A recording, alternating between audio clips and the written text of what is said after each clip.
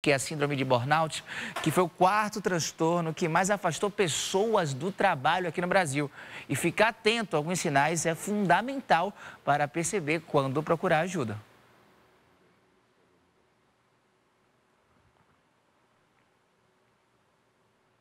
Inédita, realizada com gestores e profissionais de recursos humanos de quase 800 empresas de todo o país. Cerca de 90% delas tiveram funcionários afastados por doenças mentais. Carla foi diagnosticada com síndrome de burnout, um processo difícil e demorado até a descoberta. Eu precisei de alguns anos e achar um profissional que fosse especializado no caso, porque a síndrome é só a síndrome, né? Ela desencadeia alguns transtornos. A síndrome de burnout foi o quarto transtorno que mais afastou pessoas do trabalho no Brasil. Antes dela, a ansiedade, a depressão e o estresse encabeçam a lista. Mas, para especialistas, os números não são surpresa.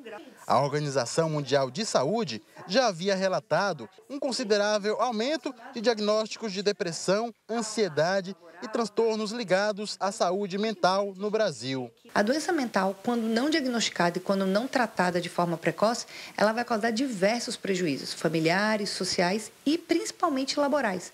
A improdutividade, a incapacidade, a queda da produtividade é uma marca registrada da grande maioria das doenças psiquiátricas. Ficar atento a alguns sinais é fundamental para perceber que a saúde mental não vai bem. Descobri quando eu já estava extremamente grave e após a demissão, porque é muito difícil reconhecer a síndrome, porque ela tem picos, né? Primeiro a gente vai no auge, a gente tem muita disposição para produção, para produzir, e depois a gente vai começando a sentir os efeitos da ansiedade, aí vem a depressão. De uma maneira geral, as doenças psiquiátricas elas se baseiam em um tripé de casualidade: genética, características de personalidade e o ambiente que o indivíduo está inserido, ou seja, as coisas que acontecem ao redor dele.